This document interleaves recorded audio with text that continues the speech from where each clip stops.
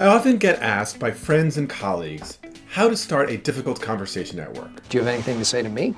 Oh, yes, I do. If you've ever felt frustrated with a colleague or your boss or one of your direct reports and thought to yourself, you really need to find a way to raise this difficult issue and still preserve the relationship, keep watching for the first 3 steps to get started and to succeed. In part 2, something to look forward to, I will share the last 4 steps for having a successful, difficult conversation at work.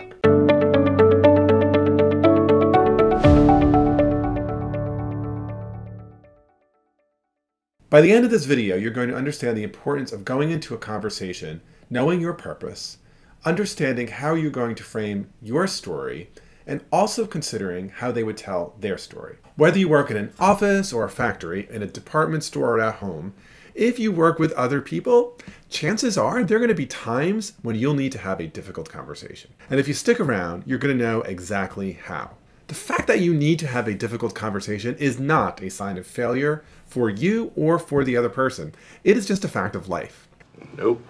And what each of us considers difficult is actually really personal. For some people, giving negative feedback is really difficult. What counts as a difficult conversation is anything that gives you anxiety or that keeps you up at night. And whatever difficult conversation you need to have at work, there are 7 steps that you can take to help you get started and have the best possible conversation you can. So you don't want to miss that last step, which is going to be in part 2, because it's really the most important of them. But let's start with step 1, and that's knowing your purpose. In my consulting and coaching practice, one of the most common mistakes I have seen when clients are trying to start a difficult conversation is that they either don't have a clear purpose, or they have a purpose that actually sets them up for unnecessary conflict and maybe even disaster. Now, on the one hand, knowing one's purpose sounds pretty simple. On the other hand, I have to tell you, it's actually quite complicated. So as you think about starting your difficult conversation, you should be able to complete the following sentence crisply and succinctly. And that is this: the purpose of this conversation is. If you cannot do that, then you are not yet ready. But there's a bit more to it than that.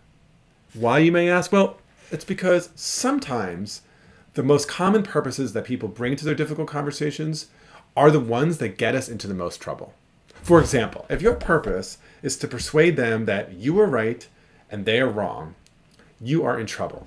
If your purpose is to vent or make them fear you or get revenge, you're also in trouble. Now, I imagine you're saying like, okay, Bob, I get why having a purpose like venting or revenge is bad, but what could possibly be wrong with a purpose of explaining to them why they got something wrong or why they need to do X, Y, or Z? I mean, you're a negotiation professor, right? I mean, isn't a lot of the work you teach people to do is how to be more persuasive? And I'd say to you, if that was your response, good retort.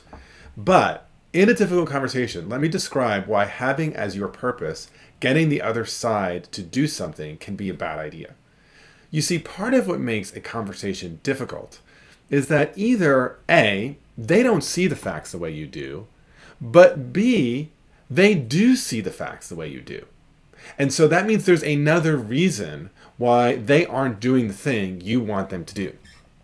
Consider an example that I often hear from friends of mine, many of whom have parents in their late 70s or early 80s.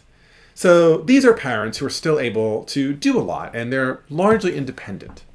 But there are some aspects of home ownership that maybe have become complicated for them, or maybe overwhelming.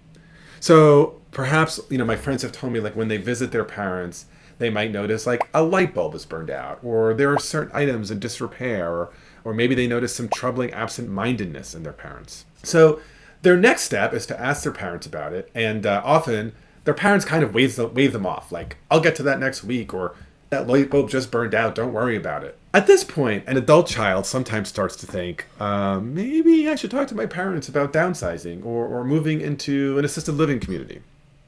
But then, when they raise the issue with their parents, things often shut down, or they get defensive, or they devolve in some way. Now, it's true to say that, and at least in some cases, the parents maybe don't notice that things are getting more difficult for them, and so they need to have it pointed out. But I'd say in most of the cases, the aging parents are quite aware of what is happening. So when the adult child goes in with the purpose of getting their parents to consider moving by showing them why it's a good idea, it typically backfires. And that's because the point of resistance is not around the question of facts. There is clarity and agreement on facts.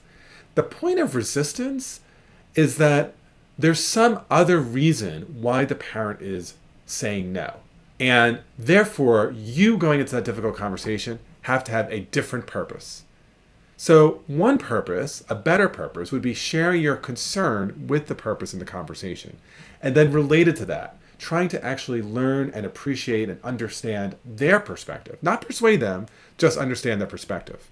And then from there, using the conversation as a way to problem solve jointly, even if one's impression or facts are different. What that means is doing a lot more listening and a lot less belligerent aggression. Now, the second important step in preparing for a difficult conversation in the workplace is to consider, what is the story you're telling yourself about the situation? Which basically means if I said to you, summarize your perspective in a newspaper headline or in one or two simple sentences, what would you say? So you might say something like, frustrated boss has had it with millennials. Boomer supervisor doesn't understand that times have changed. Whatever it is, once you've written your story, that's just the beginning. Because the next important step is to identify what are the specific data points, the specific examples that you can use to support your story. The reason for doing this is not so that you have an arsenal of examples that you could shoot at the other side as evidence before a jury. However, having this information will be important for a number of reasons. First, by identifying the examples, it does help your counterpart on the other side of the difficult conversation understand where it is you're coming from. They might not agree with you, they might make different meaning of the examples, but if you don't have them, it's going to be hard to do any serious problem solving. But this leads to the second reason why this exercise of identifying data points is important. And that's because as humans, sometimes it can be very easy to tell a whole story about someone or a situation based on just one or two data points. So by forcing ourselves to come up with specific examples to support our broader story, there's a chance that we'll come away saying, okay, maybe I've overbuilt this narrative here. Because when I think about it, there's some support for it, but not all that much support. So considering your own narrative and then the data and examples to support it is helpful, but it isn't enough. Before I go into that conversation in the workplace, the third thing I want to do and need to do is actually much tougher. And it's asking the question, what might be the narrative of the other side about the situation? When I work with clients and ask them to do this, they often resist me. They'll say something like, I don't care about their story is wrong. Or, honestly, why do I need to spend time thinking about their story? Aren't you here to help me? Or they just do something really dismissive, like, all they want to do is make my life miserable. And listen, I get why it feels frustrating and exhausting that part of the prep involves spending time in their perspective. At the same time I appreciate this, it's really important for you to do. And here's why. If you're going to increase your chance of having a productive exchange with them, you need to do all you can to understand what does the world look like to them. In your shoes, they may look stubborn, annoying, dumb, irresponsible, pathetic, lazy, evil, fill in the blank, right? But it's highly unlikely that that's the story they're telling about themselves. Most people don't cast themselves as the villain in a difficult conversation. Michael! Oh, that's funny. Michael! And so getting a sense of their one or two sentence headline or narrative is really important. But then you have to go farther. You need to think about what is the data that they would use to support the story. And again, if you're like most people, you'll resist this. You'll say, oh my gosh, like the last thing I want to do is spend more time on this. However, the more you can identify that data, the less surprised you're going to be when they throw it back in your face. Oftentimes, if you do this, you might actually end up spotting certain actions that you took that from your perspective seemed totally unimportant or even helpful, but that from their perspective might have felt upsetting or offensive or dismissive. Let me share an example from a real-life work difficult conversation that I had some years ago. At the time, I was collaborating with a colleague on a paper, and our substantive work was going really well, but the colleague asked to speak with me about how we made decisions. I got the sense that he felt our work was less collaborative than he preferred. And to be honest, this kind of surprised me.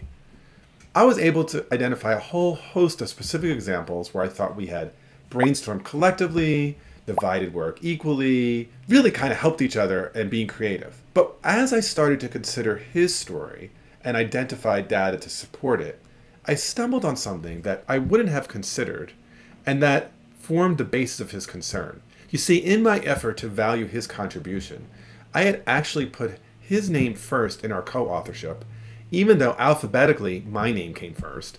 I was the senior author on the paper, and both of us agreed had largely contributed most of the ideas. But I realized in this preparation that this very decision, the decision to put his name first, which was made in the spirit of generosity, might actually be a data point supporting his concern about collaboration and decision making. And it turned out I was right. His concern was not credit for the work. His concern was about decision making. And he literally used the example of me putting his name first without conversation as one of the examples of me making unilateral decisions without consultation or conversation. By identifying this piece of data as part of my preparation, I averted what otherwise would have been a very defensive response from me in the moment he mentioned it. And instead, when he did mention it, I was better able to appreciate his perspective, share my own purpose, and avoid an unnecessary escalation. So it's never easy or fun to have a difficult conversation at work, but getting started with these 3 steps will make it much easier. So be sure to stick around for part 2, where we'll discuss how to prepare for dealing with the emotions involved in these work conversations, how to identify and avoid the hidden identity landmines that sometimes pop up in these difficult conversations, and then how to choose the right time and place for the conversation to secure their buy-in. Before that part 2 comes out though, you might want to take a look at my other video called How to Have Difficult Conversations with Your Boss. Please be sure to like, subscribe, and hit the bell so that you don't miss out more on negotiation tactics and difficult conversation lessons. And of course, if you want to learn more about difficult conversations, or if you or others in your organization could benefit from a training on difficult conversations, please reach out to me either at the Cambridge Negotiation Institute or at www.bobbordone.com. And of course, keep watching to learn more about negotiation skills and difficult conversations. Let's be honest, you're just going to spend your time on YouTube anyway, so just click the next video.